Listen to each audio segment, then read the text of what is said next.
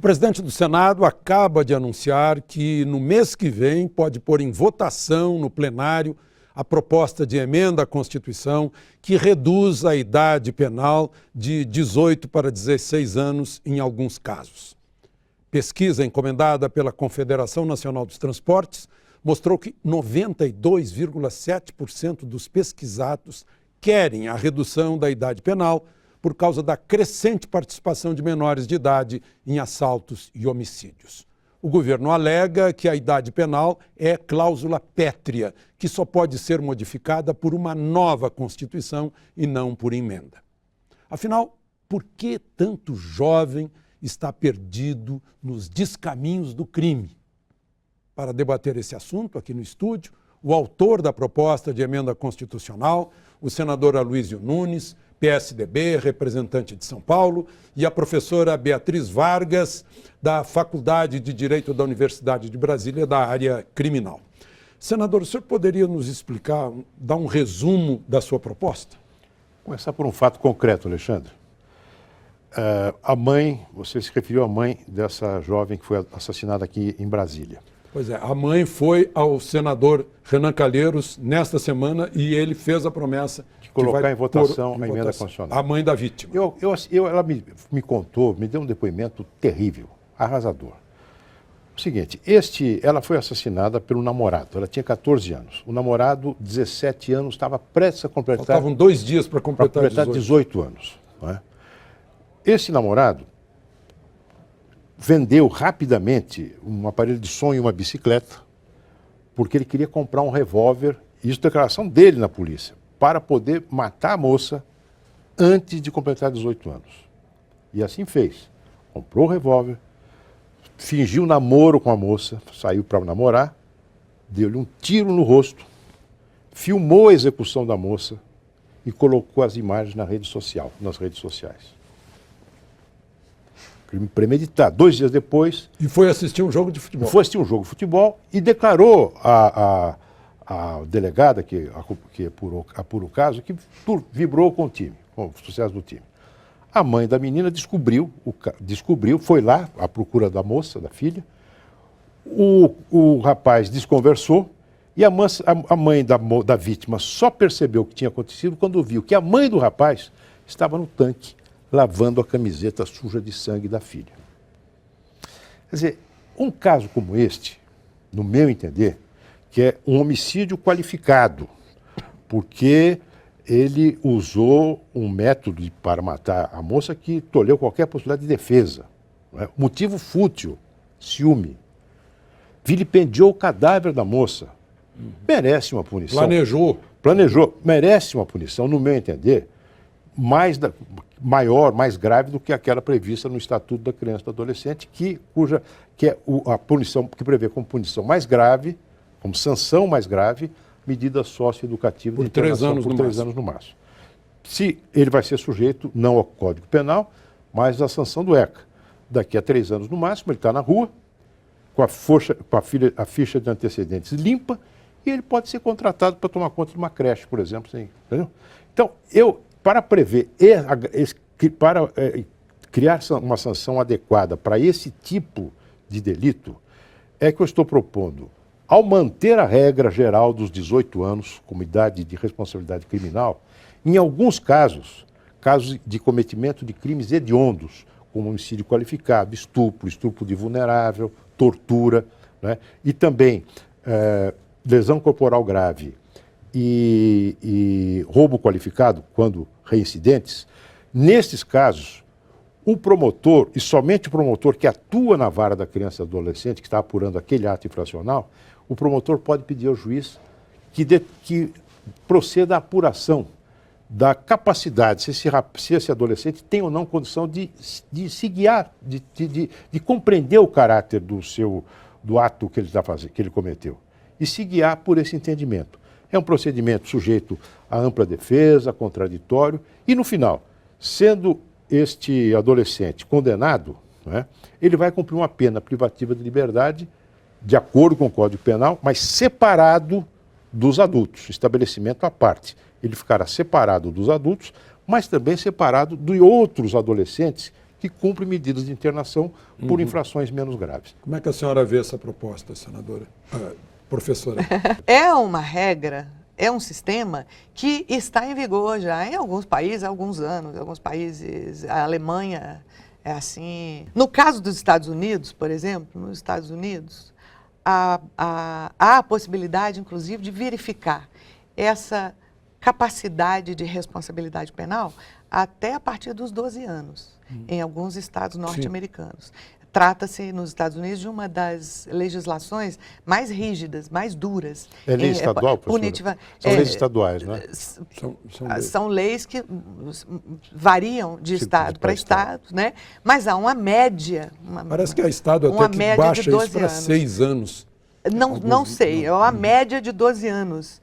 E o que chama muita atenção, o que eu acho aí, nesse caso dos Estados Unidos, que chama muito a minha atenção, é que os Estados Unidos é um dos poucos países que atualmente permitem a execução, inclusive, da pena de morte contra a criança de 12 anos.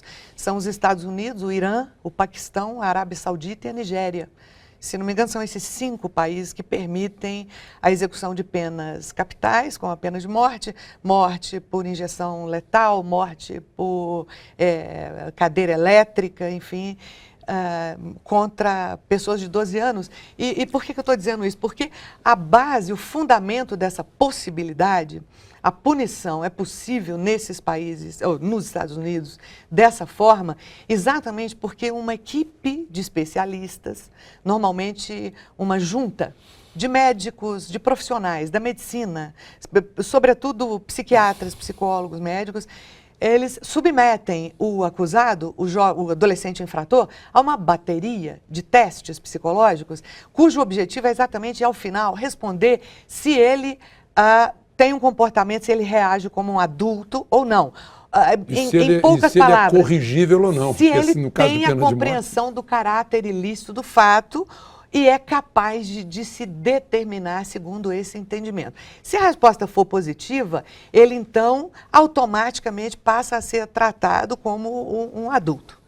Particularmente, eu tenho eu não concordo com esse mecanismo ou seja, com que mecanismo que eu não concordo? Eu acho que a questão da infração entre os adolescentes, a lógica, a regra que deve prevalecer, é menos uma regra de pesquisa sobre a capacidade dele de entendimento e evolução, cognitiva e intelectiva, porque, na verdade, não se vai negar que um menino de 17 anos tenha a mesma capacidade cognitiva e intelectiva que um menino de 18. Ele tem. O problema, a questão não é essa.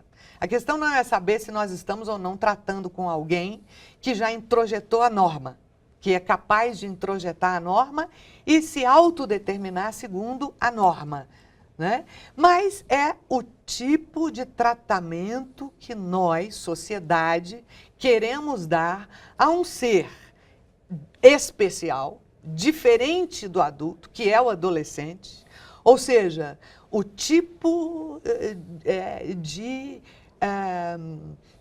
de justiça, o tipo de tratamento que nós queremos dar ao ser em desenvolvimento, que é o jovem. Pois é, e nesse centro aí eu tiraria a centralidade da punição desse tipo de tratamento.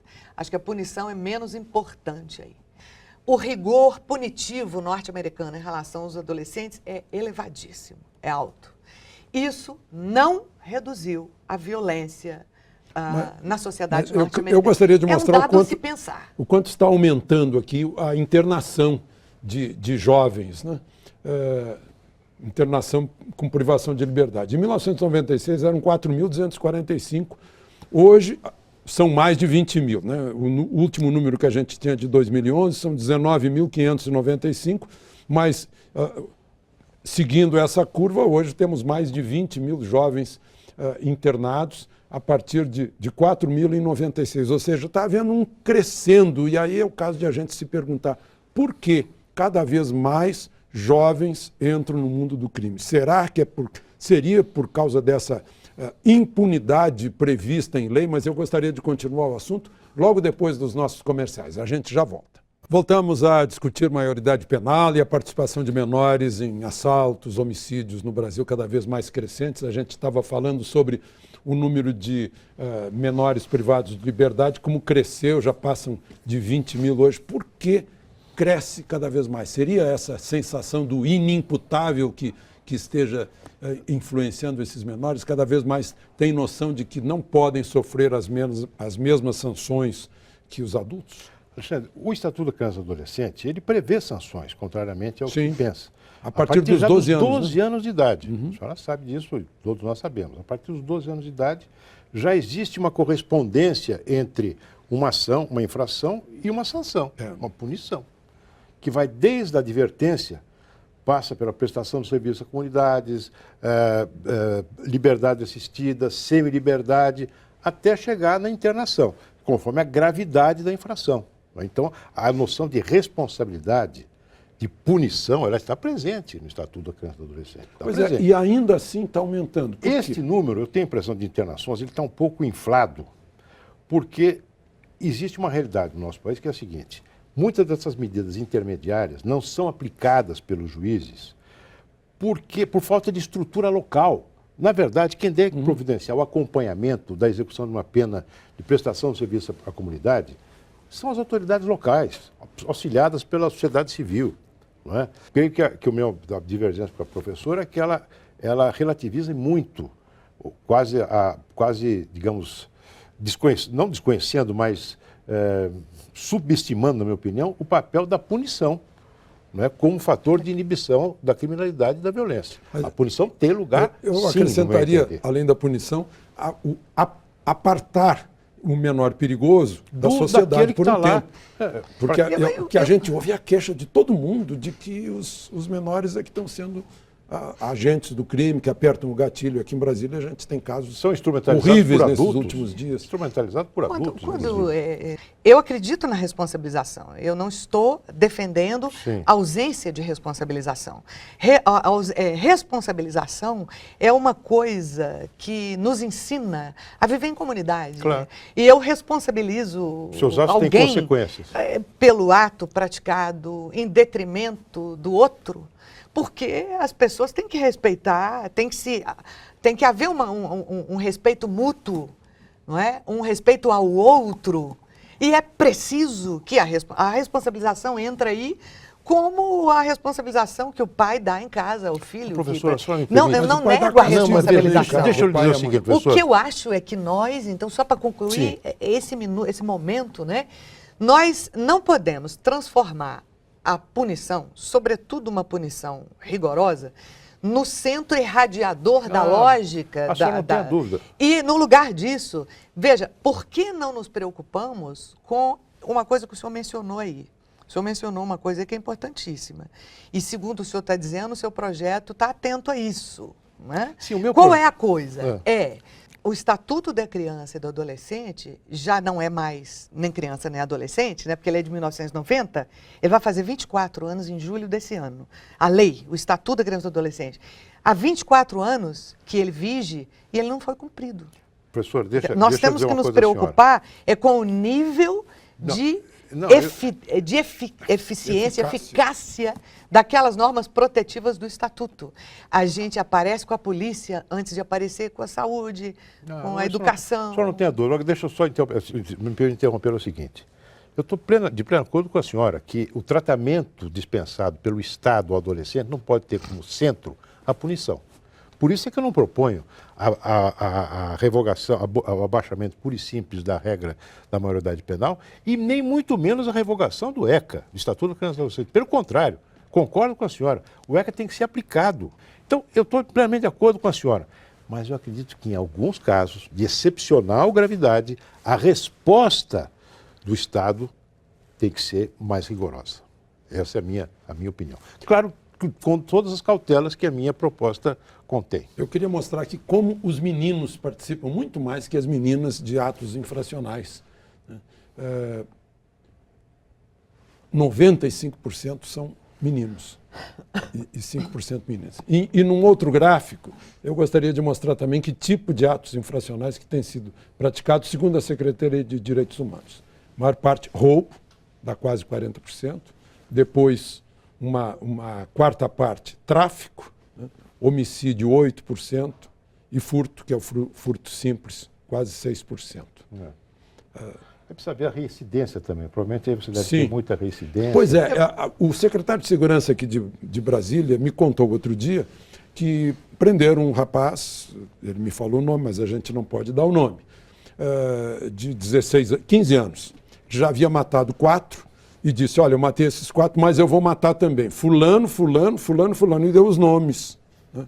Friamente, tão friamente quanto esse moço que matou a namorada e foi assistir o jogo de Eu acho que a gente futebol. tem que tomar cuidado para não generalizar casos Não, nós estamos falando de casos né? específicos, porque tomara Não, que... eu não generalizo. Nós não genericamente, podemos tomar não, a particularidade de um caso, não, porque não. não se nega esse caso, Tá vários cheio casos. de criança na Esse escola caso de Brasília estudando. é uma tragédia, é uma tragédia tristíssima, um Há caso... uma menina reincidente aqui 17 vezes. Mas esse caso é um caso individual. Sim. Nós Sim, não que podemos é tomar um abordado caso pela- individual para fazer uma modificação legislativa que vai atingir um contingente de adolescentes Que muito cometem maior. crimes desta gravidade. Não, meu Não, professor, eu veja entendo, bem, senador, eu estou que a criando sua um caso proposta ela é específico. diferenciada. É diferenciada. Eu entendo. Mas não é para quero- quem comete isso provavelmente- nesses eu casos. entendo Provavelmente, que a proposta... se você pegar, se eu me permite, dar uma peneirada nisso aqui, poucos desses jovens estariam sujeitos a esse tipo de tratamento. Eu percebo isso. Eu Não é? entendo que a sua proposta é uma proposta diferenciada. Não se trata meramente na redução da idade penal e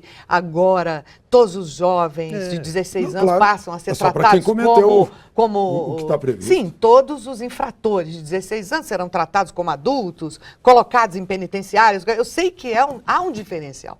A sua proposta, me parece, traz uma série de cautelas, dá um tratamento diferenciado, o senhor mesmo está dizendo, mas ela ainda, no meu modo de ver, ela ainda peca, ela ainda parte de uma crença de que a punição mais rigorosa, inclusive para casos mais graves, é o grande modelo de redução desse tipo de violência. Me parece que a redução E aí tem um problema que, primeiro, aí é que eu coloquei isso no bloco anterior para nossa reflexão, e a pergunta seria, países como os Estados Unidos, em que o rigor no tratamento ao adolescente infrator é muito maior, apresentam índices de violência... Apresentam 300 milhões de habitantes, 15 mil homicídios, nós temos 200 milhões de habitantes, 52 mil homicídios. E muito mais Isso não encarcerados lá do que aqui. Então, se prende mais, a polícia prende mais. isso coloca para nós uma questão. O maior rigor punitivo tem uma relação direta com a redução da violência? Porque, de um lado, eu não sou contra a responsabilização, mas, de um lado, nós temos um estatuto que não foi implementado naquilo que ele deveria ser implementado e que diz respeito a um tratamento diferenciado a esse Mas o estatuto também é uma imposição legal. 43% desses meninos que cometem infrações são cuidados apenas pela mãe, o pai já saiu de casa, então essas coisas... Boa parte, eu não tenho o número estatístico, Alexandre, mas boa parte desses meninos são meninos que são vulneráveis em relação ao processo punitivo. Exatamente. São É os a meninos desestruturação pobres, da família. São os meninos pobres e são os meninos negros desse país que respondem perante a justiça menorista, vamos dizer assim. Vamos ver, O tráfico, por exemplo. Se nós abrimos a possibilidade de adolescentes infratores serem tratados com mais rigor e de maneira diferenciada, e serem considerados imputáveis em relação ao tráfico, em pouco tempo nós não vamos ter mais estabelecimento penal capaz de conter o número absurdo de população carcerária que nós vamos gerar. Essa não é a panaceia. Eu não vou resolver o problema da violência com isso. Claro que a violência tem outros componentes. A senhora é professora de criminologia, sabe disso. Eu sou mero... Enfim, eu acompanho o assunto, me interesso pelo assunto. Agora, é uma resposta específica, dirigida para um tipo de problema que é um problema real, que existe na sociedade. E que não é apenas esse tipo de crime, esse tipo de crime não é privativo só de jovens pobres, negros, marginalizados. Aqui em Brasília, alguns anos atrás, tocaram fogo no corpo de um indígena, de um índio que estava dormindo no ponto de ônibus, família de classe média. A gente E vê foram quadrilhas condenados formadas... por homicídio culposo. Pois é, então, Quadrilhas formadas por gente de classe média nas nossas professor, várias Nas nossas várias capitais. cidades. Conversa. E esses rapazes que queimaram o índio Galdino foram condenados por homicídio culposo. Um deles era Talvez 17 se anos. fossem jovens de uma camada social inferior, não tivessem essa mesma... Talvez por quê, professora?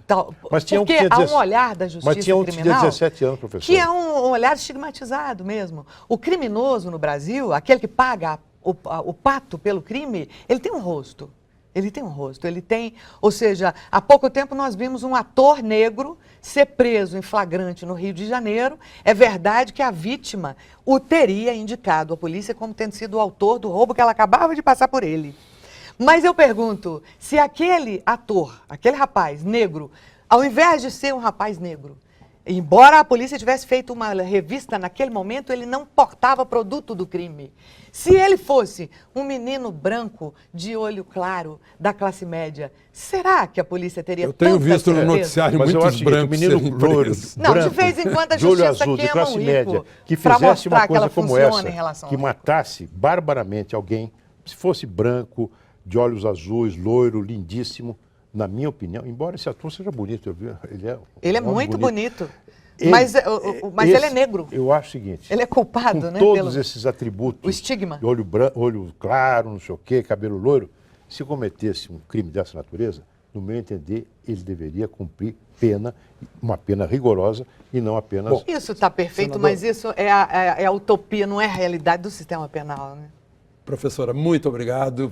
Senador, muito obrigado. Infelizmente, o tempo não é suficiente para um assunto desse tamanho, que é premente no Brasil, que está na consciência de todos nós, né, esse medo que nos leva todos os dias a tomar cuidados quando sairmos de casa. Muito obrigado.